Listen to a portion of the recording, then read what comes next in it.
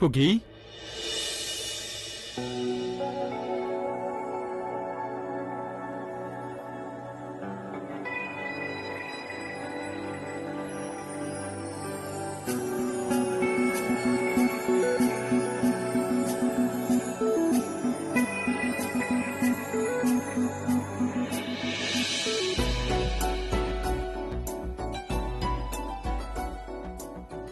ఫుగీ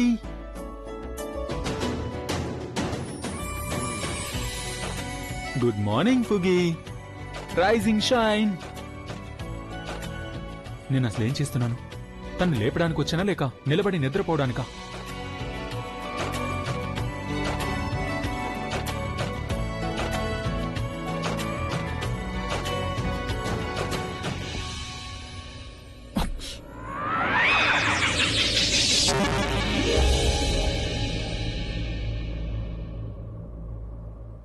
ఫుగీ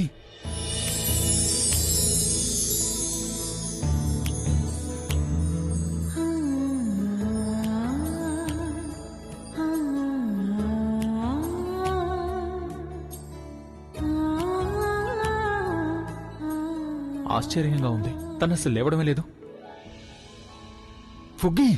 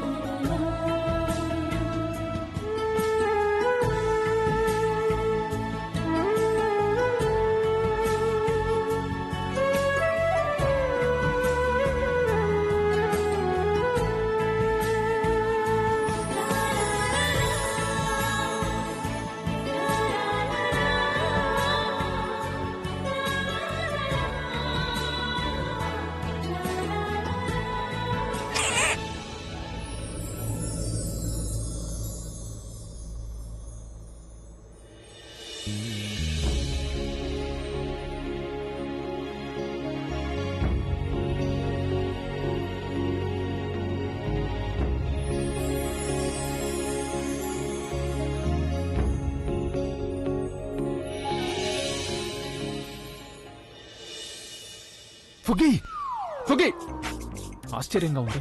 కళ్ళు చెవులు నోరు అన్ని మూసుకొని పడుకుందా ఏంటి? ఓయ్ కుంభకర్ణుడు కూతురా, లేస్తావా లేక బ్యాండ్ బాజా తెప్పించాలా? అలాగా మామూలుగా లేపితే లేవవా? చూడు, 3 లెక్క పెట్టే లోపు లేవకపోతే నీళ్లు పోసేస్తాను.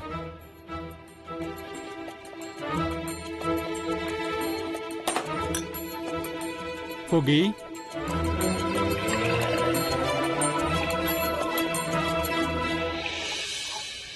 లేస్తావా లేక? 1 2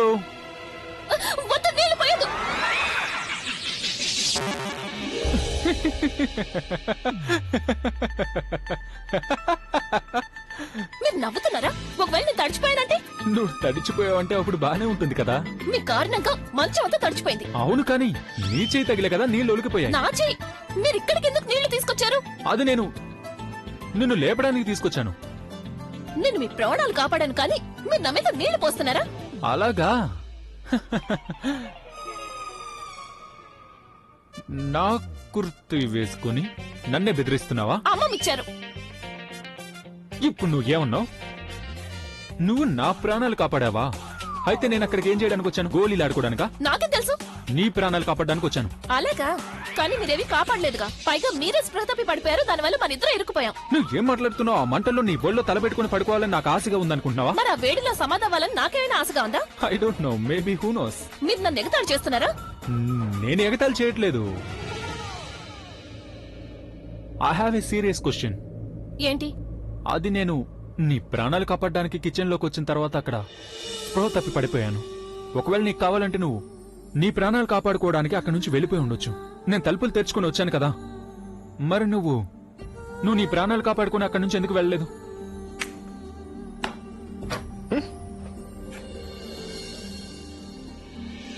జవాబు చెప్పు. ఏం లేదంటే ఏంటి నీ ఉద్దేశం? ఏదో ఒకటి ఉండే ఉంటుంది కదా, అందుకే నువ్వు అక్కడ ఉండిపోయావు. అది నేను మిమ్మల్ని సమస్యలో వదిలేసి ఎలా వెళ్ళిపోతాను? నేను నీకేమవుతాను? చెప్పు చెప్పు, ఏమవుతాను నేను నీకు? ఇదే ప్రశ్న అయితే నేను కూడా మిమ్మల్ని అడగచ్చు. మీరు మీ ప్రాణాలకు తగ్గించి మంటల్లోకి వచ్చారు. నేను మీకేమవుతానని?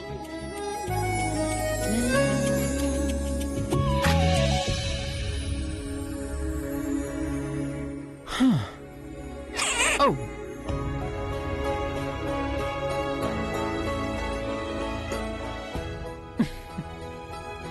స్వీకీ, నేనేమనుకుంటున్నానంటే ఈ ప్రశ్న గురించి ఇక్కడ లేదు, లేదు, వదిలేద్దాం. లేదు, లేదు, వదిలేయకూడదు. ఈ ప్రశ్నకు నాకు జవాబు కావాలి. అరే, ఇల్లు నాది, గది నాది, కుర్తీ నాది, ఈ ఫెదర్ కూడా నాది. నా మనసులో ఏ ప్రశ్న ఉన్నా నిన్ను ప్రశ్నిస్తాను. నువ్వు జవాబు చెప్పాల్సిందే.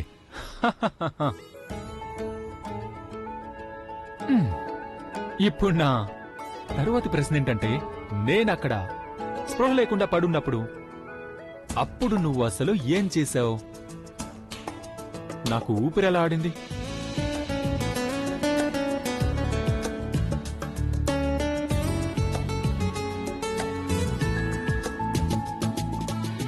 అంటే నువ్వు అసలు ఏం చేసావు? అంటే నువ్వు ఎలా నా ప్రాణాలు కాపాడావు? చెప్పు. అరే చెప్పు, సింపుల్ ప్రశ్నకి సింపుల్ జవాబు చెప్పు. నేను మర్చిపోయాను, ఇప్పుడే వస్తాను. అరే ఆగాగాగాగాదు. సరే, అది కూడా వదిలేద్దాం. నేను నీకు థ్యాంక్ యూ చెప్పాలనుకుంటున్నాను నువ్వు చేసిన దానికి. నేను కూడా మీకు థ్యాంక్ యూ చెప్పాలనుకుంటున్నాను. దేనికి? దేనికంటే మీరు నాకున్న ఒక కోరికను నెరవేర్చారు, అందుకని.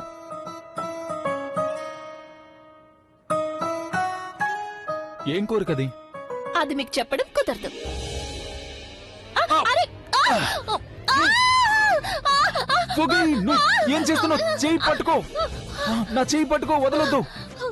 ఉచ్చ, కాస్తుంటే నువ్వు కింద పడిపోయి ఉండేదానివి. నేను లేస్తాను. ఓ, లే లే.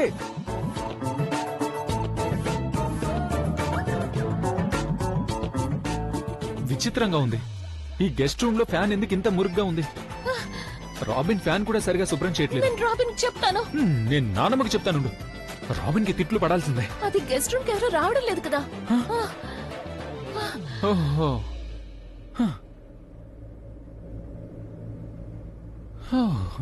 So nice.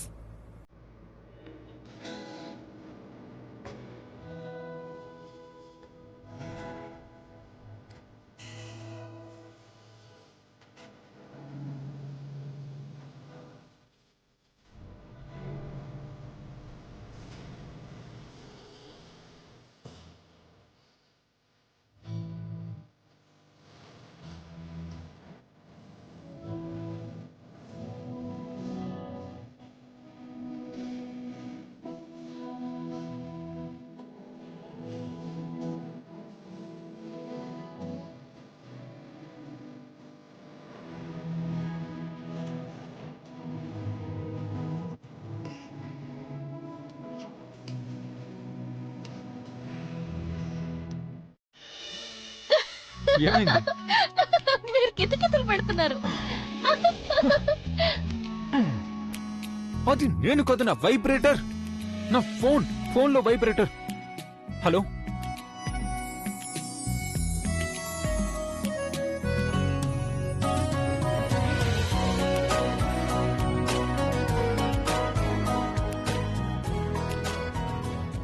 సరే నేను వస్తాను. నేను వెళ్ళాలి.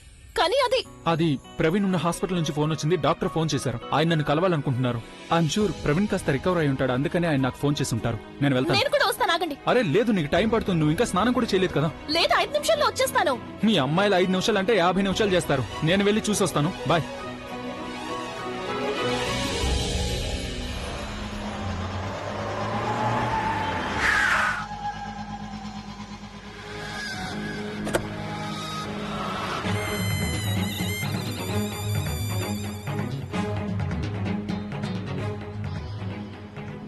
బాబు ఒక సిగరెట్ ఇవ్వు.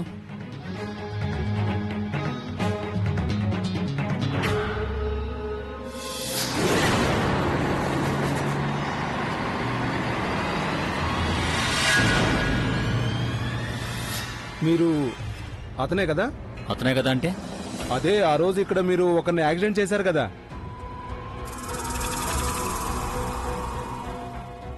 యాక్సిడెంటా? ఏ యాక్సిడెంట్? ఎవరికి జరిగింది యాక్సిడెంట్? ఏం వాగుతున్నావు నువ్వు? నాకేమీ నీ వస్తువులు అవసరం లేదు. అలాగే ఈ డబ్బులు కూడా తీసుకో. నేను వెళ్తున్నాను ఇక్కడి నుంచి. అనవసరంగా ఏదేదో మాట్లాడకు, అర్థమైనా? అరే ఆగు ఆగు ఆగు!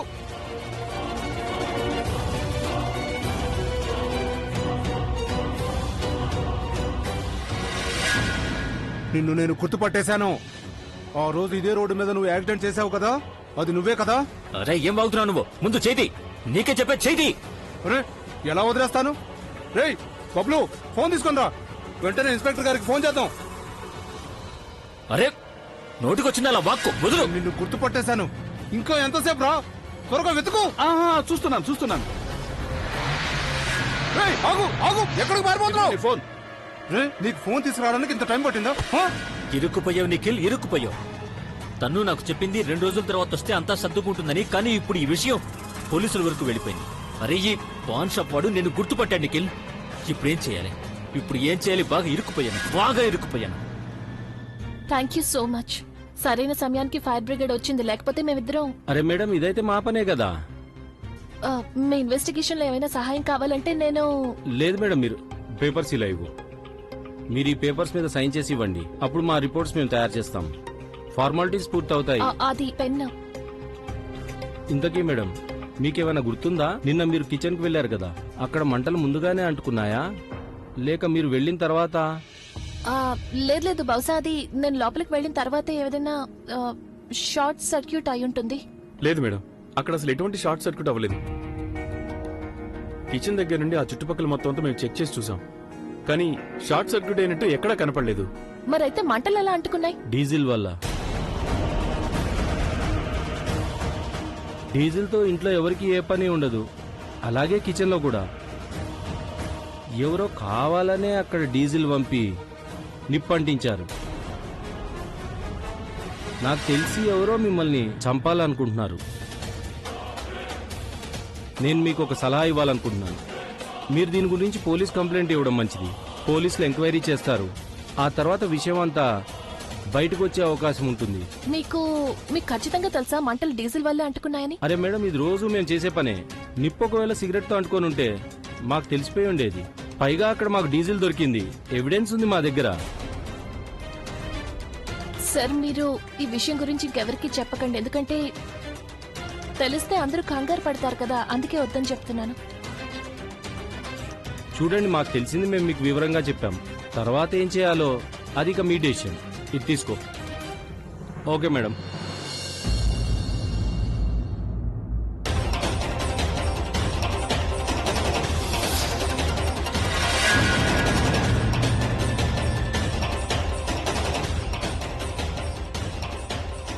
అసలు ఏం ఒలిగింది ఇక్కడ?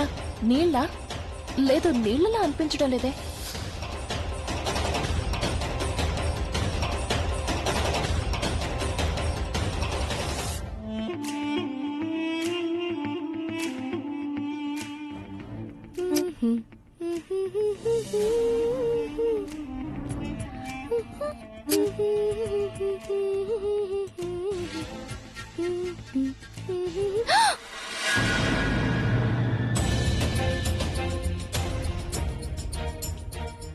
ఏం చేస్తున్నావు నువ్వు? ఒకవేళ ఈ క్యాండిల్ నా మీద పడి నాకు కాలిపోయిందంటే? నీకు కాలడం అంటే ఎందుకు భయం వేస్తోంది? నువ్వు ఎదుటి వాళ్ళని కాల్చాలనుకుంటున్నావు కదా. ఏంటి నీ ఉద్దేశం? నేనేం మాట్లాడుతున్నానో దాని గురించి నీకు చాలా బాగా తెలుసు తను. అందుకనే నా ముందు నువ్వు ఏమీ అర్థం కానట్టు మాట్లాడాల్సిన అవసరం లేదు. నేను ఫైర్ బ్రిగేడ్ వాళ్లతో మాట్లాడాను. ఇక వాళ్లే నాకు చెప్పారు నిన్న అంటుకున్న మంటలు యాక్సిడెంట్ వల్ల అంటుకోలేదు అని. ఎవరో కావాలని నన్ను చంపడం కోసం నిప్పు పెట్టారని చెప్పారు. మరి తను ఇప్పుడు నువ్వు ఈ క్యాండిల్స్ ని ఎలా కాలుస్తున్నావో అలాగే నన్ను కాల్చడానికి ప్రయత్నించలేదు కదా? ఏం వాగుతున్నావు నువ్వు? నేనెందుకు అలా చేస్తాను? ఎందుకు చేస్తావా? నువ్వు నన్ను చంపడానికి ప్రయత్నించడం ఇదేవి మొదటిసారి కాదు కదా. పైగా ఇప్పుడైతే నీకు నన్ను చంపడానికి చాలా పెద్ద కారణమే దొరికింది కదా. 4 రోజుల తర్వాత ఏదైతే సంతోషం దక్కబోతోంది అని నువ్వనుకుంటున్నావో ఆ సంతోషానికి నీకు మధ్య అడ్డుగా ఒక వ్యక్తే ఉంది. అదెవరో కాదు, నేను. అందుకని నువ్వు నన్ను చంపడానికి ప్లాన్ చేసుంటావు. నీకు నిజంగా మతిపోయిందనిపిస్తోంది. అందుకని నువ్వు ఏదో ఆలోచిస్తున్నావు. కానీ నీకు ఒక విషయం చెప్పనా? నువ్వు ఎలా కావాలంటే అలా ఆలోచించుకో, కానీ నాతో మాత్రం మాట్లాడొద్దు. నాకు ఇంకా చాలా పనులున్నాయి.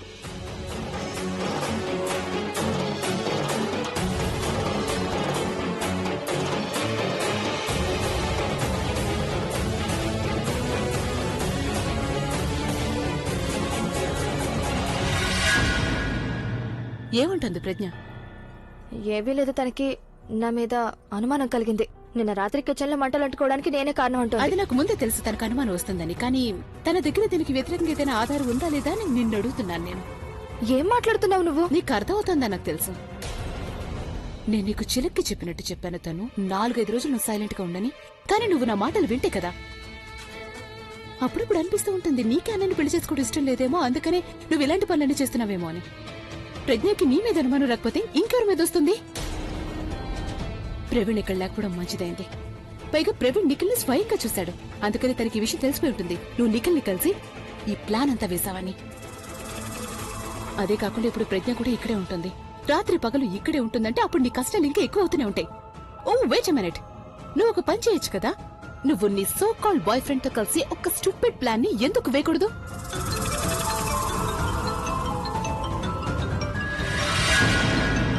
నేను ఎలాగో ఆ నిఖిల్ని క్షమించే అవకాశం లేదు. కానీ నీకు ఖచ్చితంగా ఒక విషయం చెప్పాలనుకుంటున్నాను. దేవుడి దేవల ప్రవీణ్ ఇక్కడ లేడు. ఒకవేళ ప్రవీణ్ కనుక ఇక్కడుంటే తను అప్పుడు తప్పకుండా అన్ని రిలీజ్ అయ్యేలా చేస్తాడు. అన్నయ్య లైఫ్ లో ప్రజ్ఞనే ఇంపార్టెంట్, నువ్వు కాదు అని.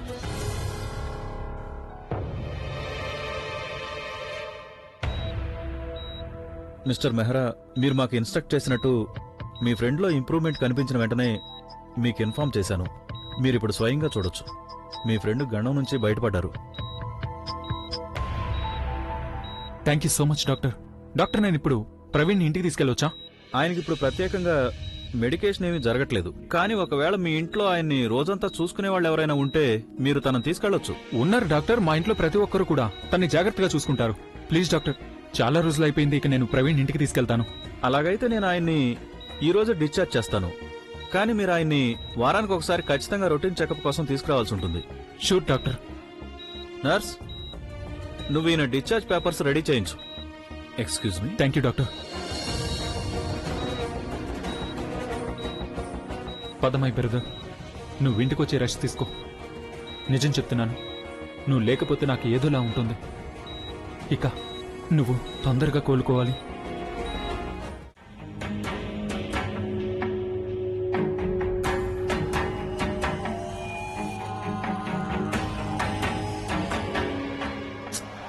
ఈ తన్ను అసలు ఎందుకు ఫోన్ లిఫ్ట్ చేయట్లేదు? తనకి నాతో పని ఉందంటే అప్పుడు పని అయ్యేంత వరకు నా బుర్ర తినేస్తుంది. ఇప్పుడు నేను ప్రాబ్లంలో ఉండి తనకి ఫోన్ చేస్తే ఫోన్ కట్ చేస్తుంది.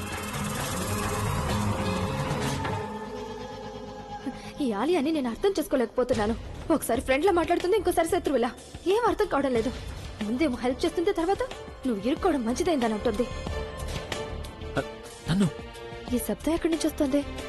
తను తను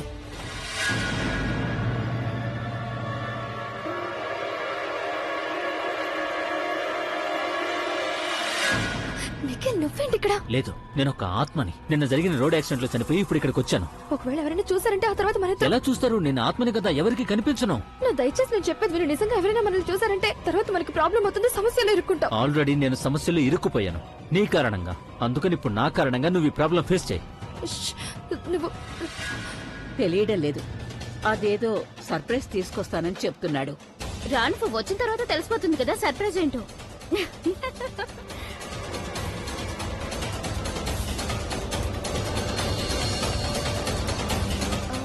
ఏమైంది? అక్క, అక్కడెవరో ఉన్నట్టు కనిపిస్తుంది నాకు.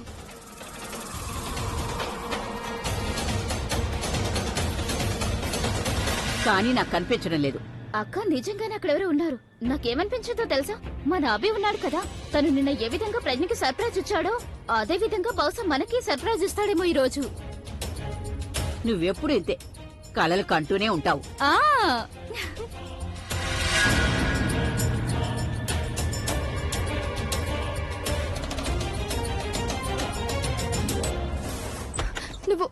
ఇలారా ఆకు. నిఖిల్ ఏంటిది నువ్వు ఇక్కడికి ఇంటికి ఎందుకు వచ్చావు? ఒకవేళ నువ్వు మాట్లాడాలి అనుకుంటే కాస్త వెయిట్ చేసి ఉండొచ్చు కదా. నేనే నీకు ఫోన్ చేసి ఉండేదాన్ని కదా. నాకు ఫోన్ పోలీసులు చేస్తుండేవాళ్ళు. ఆ తర్వాత మనం ఇక్కడ కాదు పోలీస్ స్టేషన్ లో కలిసి ఉండేవాళ్ళం.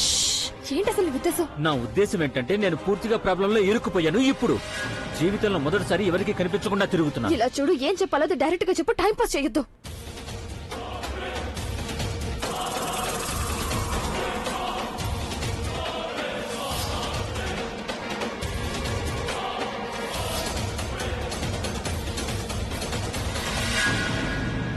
నేను నిన్ను గుర్తుపట్టాను. ఆ రోజు నువ్వే కదా ఇక్కడ యాక్సిడెంట్ చేసింది. ఇక ఇప్పుడు నేను కంప్లీట్ గా ఇరుక్కుపోయాను. ఆ పాన్ షాప్ అతను నన్ను గుర్తుపట్టడంలో ఎటువంటి పొరపాటు చేయలేదని కోర్టులో ఖచ్చితంగా నిరూపించలేకపోవచ్చు. కానీ ఒకవేళ ప్రవీణ్ స్పృహలోకి వస్తే తను నన్ను వేలెత్తి చూపిస్తాడు. ఆ తర్వాత నేను జైలుకు వెళ్లకుండా ఎవరు నన్ను ఆపలేరు. తన్ను కోర్టు నాకు జైలు శిక్ష మాత్రమే విధిస్తుంది, కానీ అభి ఖచ్చితంగా మరణ శిక్ష విధిస్తాడు. నీకు అర్థమవుతుందని నేనేం చెప్తున్నాను? అక్కడ నువ్వు ఇరుక్కున్నావు, ఇక్కడ నేను ఇరుక్కున్నాను. నిన్న ఇంటికి నిప్పంటుకోవడం గురించి ప్రజ్ఞకి అనుమానం కలిగింది. ఇదంతా నా ప్లానింగే. అలాగే నిన్న నిప్పు కూడా నేనే అంటించానని.